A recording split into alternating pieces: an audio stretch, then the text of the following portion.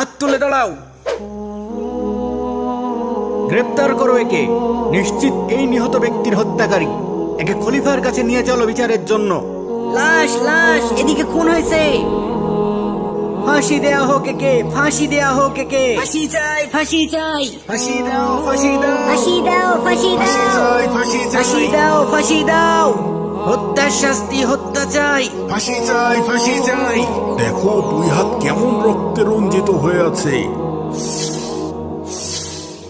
আমার তো দেখেই গা শিউরে উঠছে। না জানি কত কষ্ট দিয়েছে লোকটাকে। আরে আমরা তো আলী ভাইকে ভালো মানুষ হিসেবে জানতাম, সর্বদা সত্যের জয়গান গাই। আজ তার কি হলো? সে কেন এই কাজ করতে গেল? আসলে এই মানুষের চেহারা দেখে বোঝা যায় না তার অন্তরে কি আছে। আরে আগেই কিছু বলো না। সে যে এই কাজ করেছে তার কি প্রমাণ আছে? প্রমাণ হওয়ার কি আছে? সিপাহীরা তাকে হাতে নাতে ধরেছে। আবার কি প্রমাণ লাগবে? হ্যাঁ, ওই যে খলিফা আসছে, খলিফা আসছে। কি ব্যাপার? বাইরে এত লোকজন কেন? কি হয়েছে? জাহাপনা, সিপাহীরা এক আসামিকে ধরে এনেছে, আর মানুষজন তার পিছন পিছন বিচার দেখতে এসেছে।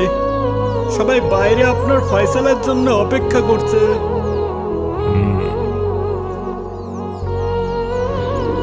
ওই যে খলিফা আসছে। ফাঁসি চাই, ফাঁসি চাই। ফাঁসি চাই, ফাঁসি চাই, চাই। সবাই শান্ত হন, সবাই শান্ত হন। ফাঁসি চাই।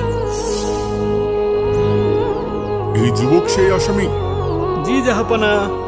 পা দুটো কেমন কাঁপছে, চেহারা পাংশুবর্ণ হয়ে গেছে। নিশ্চয় অনেক ভয় পেয়েছে। কি অপরাধ করেছে সে? খুন করেছে জাহাপনা। খুন করেছে? জি জাহাপনা। রক্তাক্ত লাশের পাশে ছুরিসহ হাতে নাতে ধরা পড়েছে। তারপরই সিপাহীরা তাকে বিচারের জন্য আপনার কাছে নিয়ে এসেছে। ফাঁসি চাই, ফাঁসি চাই। ফাঁসি চাই, ফাঁসি চাই, ফাঁসি চাই, ফাঁসি চাই, হত্যা চাই। ফাঁসি চাই, ফাঁসি চাই, হত্যার শাস্তি, হত্যা চাই। ফাঁসি দাও, ফাঁসি ফাঁসি দাও। দাও, ফাঁসি দাও। ফাঁসি চাই, ফাঁসি ফাঁসি চাই। চাই, ফাঁসি চাই। ফাঁসি চাই, ফাঁসি চাই। ফাঁসি চাই, ফাঁসি চাই। আপনারা শান্ত হন। এখনই এই অপরাধীর বিচার করা হবে।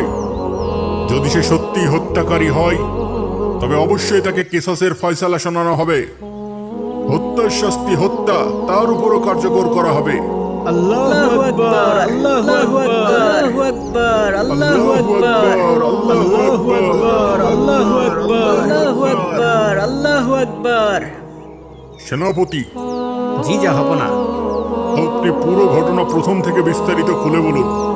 জি জাহাপনা। আমরা আজও প্রতিদিনকার মতো টহল দিচ্ছিলাম। ভোরবেলাতে যথারীতি রাস্তাঘাট ফাঁকাই ছিল। হঠাৎ আমাদের কানে একটা চিৎকার ভেসে আসে। আমরা প্রথমে বুঝতে পারিনি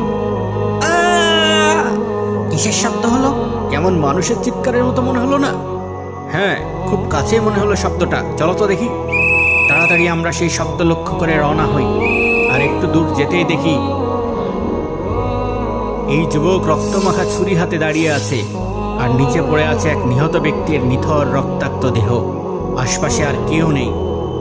আমাদের বুঝতে বাকি থাকলো না যে এই ব্যক্তি নিহত ব্যক্তির হত্যাকারী। সাবধান, হাত তুলে দাঁড়াও। গ্রেপ্তার করো একে।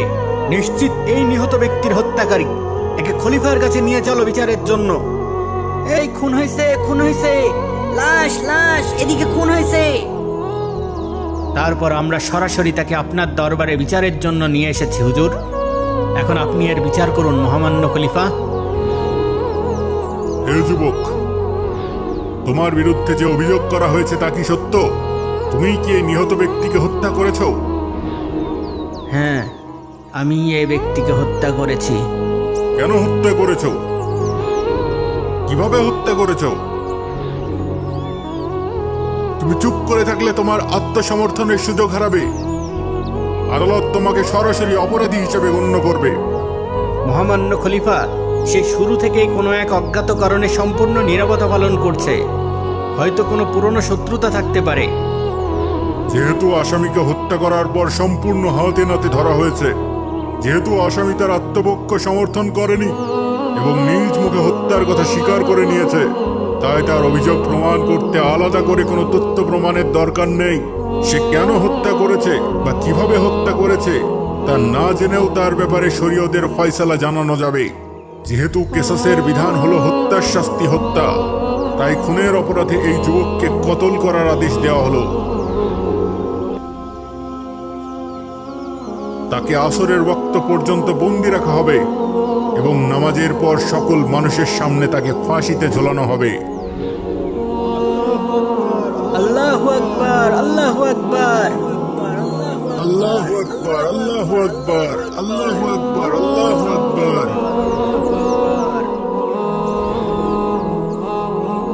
একদম খাঁটি বিচার হয়েছে, আর কেউ কখনো হত্যার সাহস পাবে না।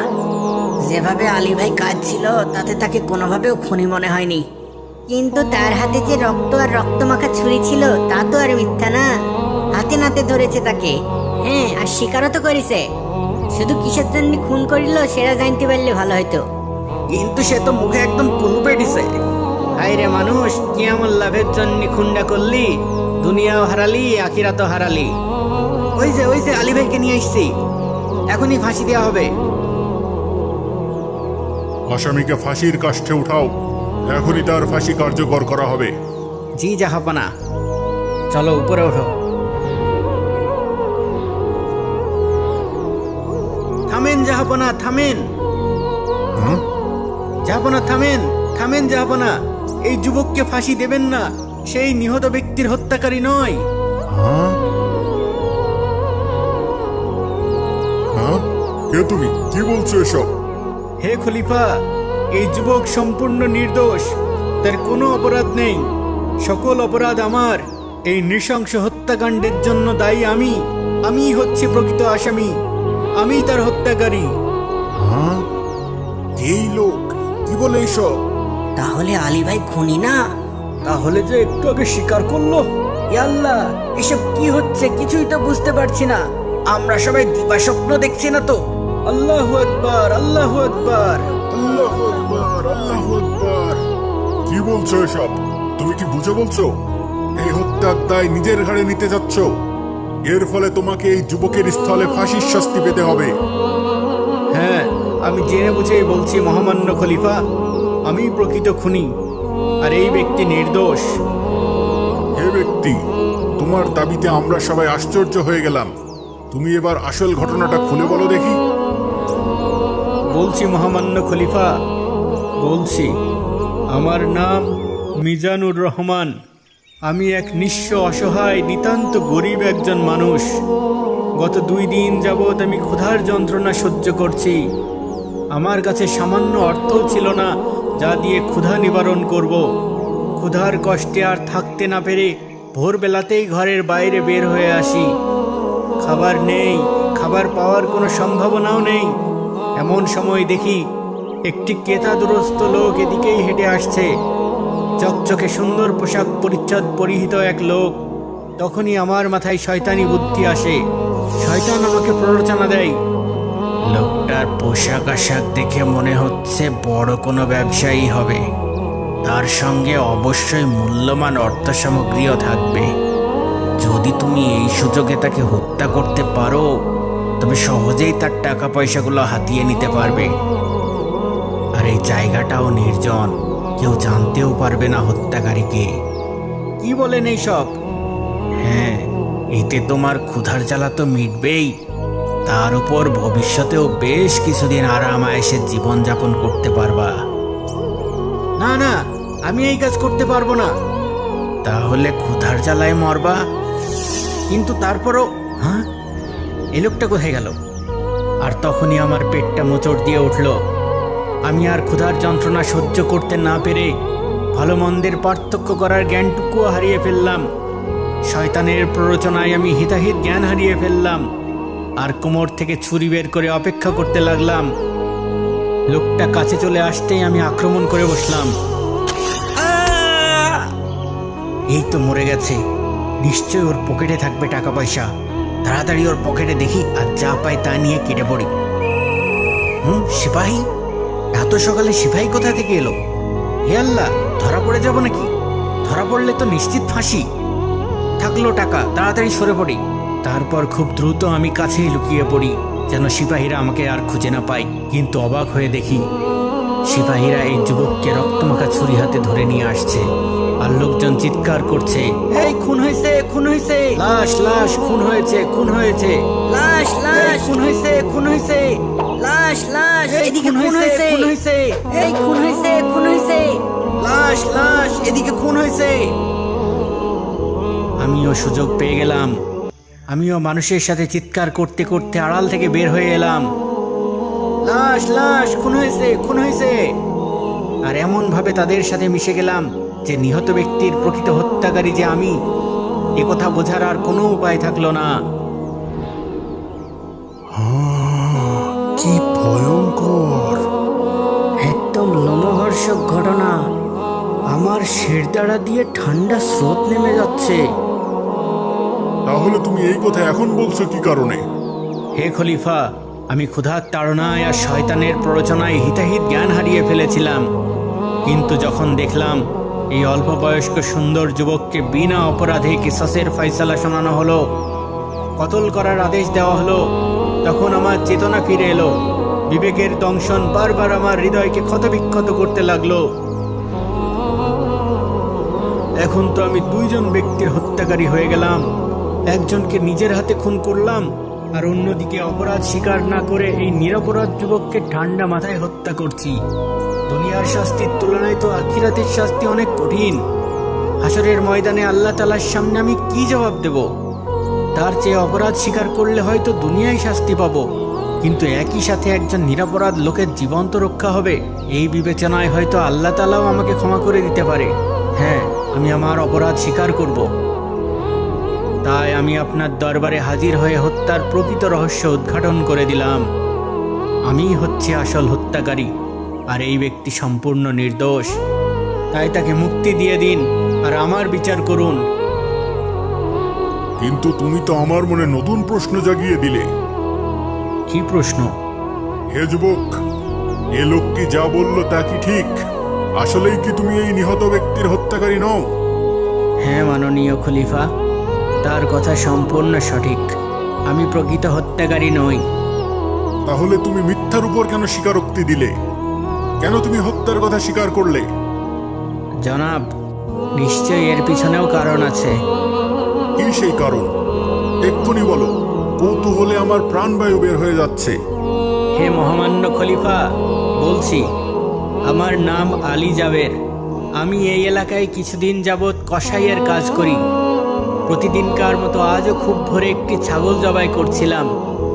হঠাৎ কাছে কোথাও থেকে একটা আর্তচিৎকার ভেসে আসে। মানুষের চিৎকার মনে হলো।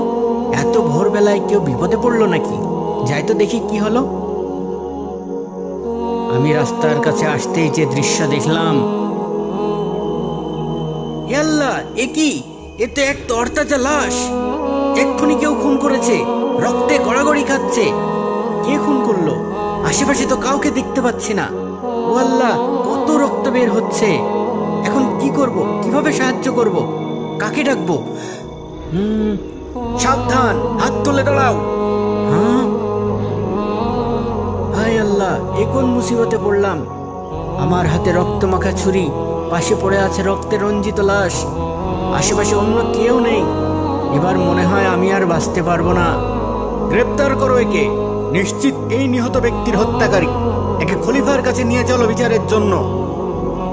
লা ইলাহা ইল্লা আনতা সুবহানাকা ইন্নী কুনতু মিনাজ জালিমিন। খুন হইছে, খুন হইছে, লাশ, লাশ, খুন হয়েছে, খুন এদিকে হয়েছে। খুন হয়েছে। আমি বুঝতে পারলাম একমাত্র মহান আল্লাহ তাআলার কুদরত ছাড়া আমার আর বাঁচার কোনো উপায় নেই। আমার কথা একটি শিশু বাচ্চাও বিশ্বাস করবে না। এখন আমি যতই সাফাই গাই না কেন, কেউ তো আমার কথা বিশ্বাস করবে না। বরং সবাই আমাকে মিথ্যাবাদী বলে ধিক্কার দেবে। সবাই বলবে আলী একজন মিথ্যাবাদী। হাতে নাতে ধরা পড়ার পরও অস্বীকার করেছে। একে দ্বিগুণ শাস্তি দিয়ে কতল করা হোক। তাই অন্তত নিজেকে মিথ্যাবাদী হওয়া থেকে বাঁচাতে আমি এই মিথ্যা অভিযোগ স্বীকার করে নিই। আর প্রতিটা মুহূর্ত আল্লাহর সাহায্যের অপেক্ষায় অতিবাহিত করেছি। আমার মনে দৃঢ় বিশ্বাস ছিল, যেহেতু আমি নির্দোষ, আল্লাহ তাআলা ঠিকই যে কোনো উপায়ে আমাকে রক্ষা করবেন। আর যদি দুনিয়ার বিচার থেকে মুক্তি নাও পাই, নিশ্চয়ই পরকালে আল্লাহ তাআলা আমাকে উত্তম প্রতিদান দেবেন ইনশাআল্লাহ। যুবক, তোমার আল্লাহর উপর বিশ্বাস দেখে আমি অবাক হয়ে গেলাম। আমার ঈমান বেড়ে গেল। ওরে বাপরে, কি এক টান টান উত্তেজনাপূর্ণ রহস্যের জট উদ্ঘাটন হলো। আমি তো হাঁপ ছেড়ে বাঁচলাম। তা তো হলো, কিন্তু এখন বিচারের কি হবে? তোমরা দুজনই আল্লাহর উপর ভরসা আর বিশ্বাসের এক অনন্য নজির স্থাপন করেছ। আমি যার পর নাই খুশি হয়েছি, কিন্তু শরীয়তের বিধান এবং বিচার সম্পূর্ণ আলাদা জিনিস। এই বিচারের আবার নতুন করে রায় ঘোষণা হবে। উজিরে আজম, সেনাপতি, ইমাম সাহেব, এদের বিচারের ব্যাপারে আপনাদের কি মত?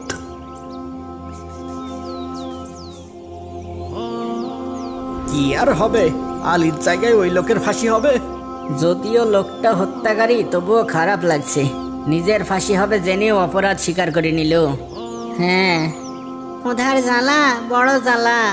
জাহাপনা, এই ব্যাপারে আমাদের মতামত হলো, দ্বিতীয় ব্যক্তি যদিও একজনকে হত্যা করেছে, কিন্তু হত্যার কথা স্বীকার করে সে এমন এক ব্যক্তির জীবন রক্ষা করেছে যার ব্যাপারে আপনি কিসাসের ফয়সালা করে ফেলেছিলেন।